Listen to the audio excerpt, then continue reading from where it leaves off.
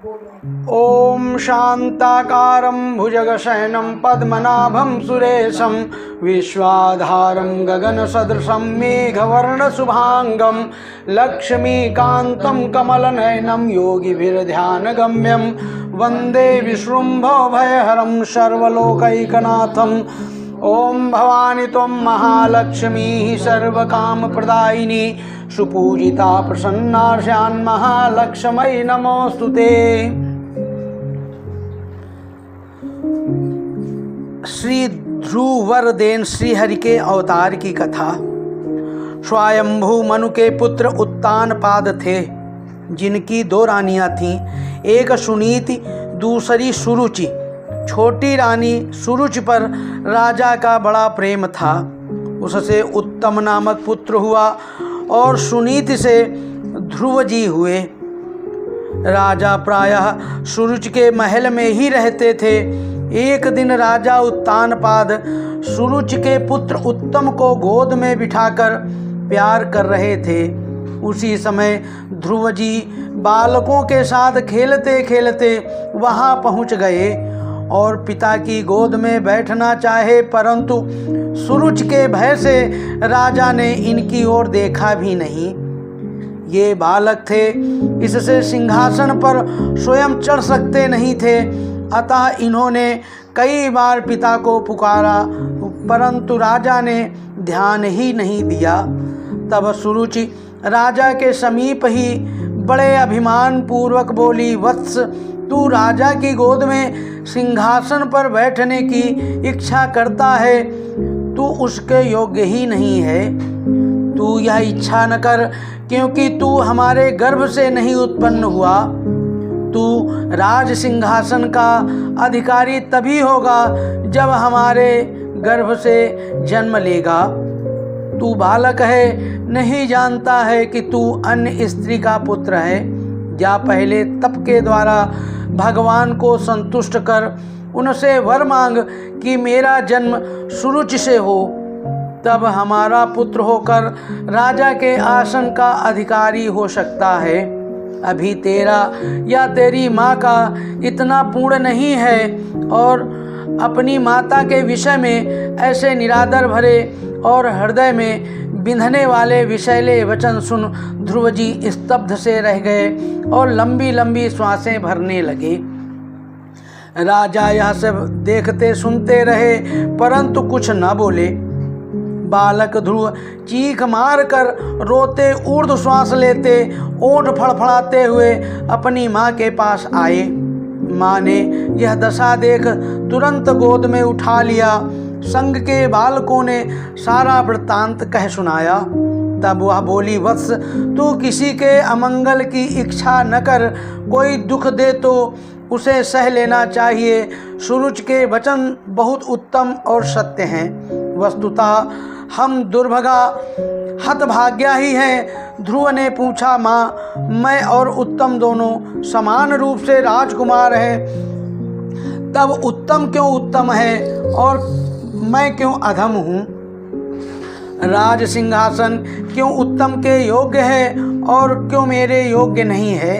सुनीति ने उत्तर दिया, बेटा, सुरुचि और उसके पुत्र उत्तम ने पूर्व जन्म में बड़ा भारी पुण्य किया है, इसी से वे राजा के विशेष प्रेम भाजन हैं। राज सिंहासन आसीन होने के अधिकारी हैं।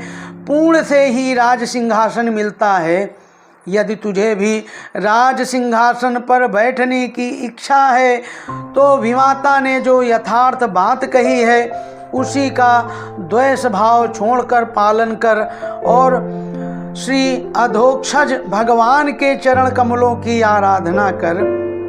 देख, उन श्री हरि के चरण कमलों की आराधना करने से ही श्री ब्रह्मा जी को भी वह सर्वोत्तम पद प्राप्त हुआ है जिसकी मुनिजन भी वंदना करते हैं। माता के ऐसे मोहतम नाशक वचन सुन बालक ध्रुव यही निश्चय कर माता को प्रणाम कर और आशीर्वाद लेकर चल दिया। श्री नारद मुनि ने जब यह सब सुना तो बड़े विस्मित हुए कि अहो, क्षत्रियों का कैसा अद्भुत तेज है। वे थोड़ा सा भी मान भंग नहीं सह सकते। 5 वर्ष का बालक इसको भी सौतेली माँ का कटु वचन नहीं भूलता है। प्रथम तो श्री नारद जी ने इन्हें आकर समझाया बुझाया कि घर लौट चलो, हम तुम्हें आधा राज्य दिला देंगे। भगवान की आराधना क्या खेल है, योगी मुनि से भी पार नहीं लगता इत्यादि वचन उन्होंने परीक्षा लेने हेतु कहे। ध्रुव जी ने उत्तर दिया, मैं घोर क्षत्रिय स्वभाव के वश में हूँ। सूरज के वचन रूपी बाणों से मेरे हृदय में छिद्र हो गया है। आपके वचन इसी से उसमें नहीं ठहरते हैं। आपने कृपा करके दर्शन दिया, तो अब ऐसी कृपा करिए कि मैं शीघ्र ही श्री हरि को संतुष्ट कर वह पद प्राप्त कर लूं जो त्रिलोकी में सबसे श्रेष्ठ है, तथा जिस पर मेरे बाप दादा और दूसरे कोई भी आरूढ़ नहीं हो सके हैं। देवर्षि ने कृपा करके 12 अक्षर मंत्र ओम नमो भगवते वासुदेवाय का उपदेश किया और मधुवन में जाकर आराधना करने का आदेश भी दिया। ध्रुव जी ने मधुवन में पहुंचकर आराधना आरंभ कर दी। आराधना काल में ध्रुव जी ने शरीर निर्वाहार्थ 3 रात्रि के अंतर से केवल कैथा और बेर खाकर 1 मास व्यतीत किया। दूसरे महीने में 6 दिन के अंतर से सूखे पत्ते और घास खाकर भगवत भजन किया। तीसरे में 9 दिन पर केवल जल पीकर आराधना करते रहे। चौथे महीने में 12 दिन के अनंतर केवल वायु पीकर भगवत ध्यान करते रहे। 5वें महीने में तो उन्होंने श्वास लेना ही बंद कर दिया। भगवान की अतिशीघ्र प्रबल माया ने इसी बीच में विविध विघ्न किए, परंतु ध्रुव की ध्रुव निष्ठा के सामने उसे पराजित ही होना पड़ा। ध्रुव के तप से तप्त देवताओं ने भगवान श्रीहरि से पुकार की। भगवान तो ऐसे ही महाभागवत का दर्शन करने के लिए लालायित ही रहते हैं। वे गरुड़ पर आरूढ़ होकर मधुवन में आ गए। प्रभु का दर्शन पाकर बालक ध्रुव को परम आनंद हुआ। वे प्रेम से अधीर हो उठा। उसने पृथ्वी पर दंड के समान पड़कर उन्हें प्रणाम किया। हाथ जोड़े हुए, सिर झुकाए हुए विनयान्वित बालक ध्रुव प्रभु के सामने खड़े होकर स्तुति करना चाहकर भी नहीं कर पाते थे।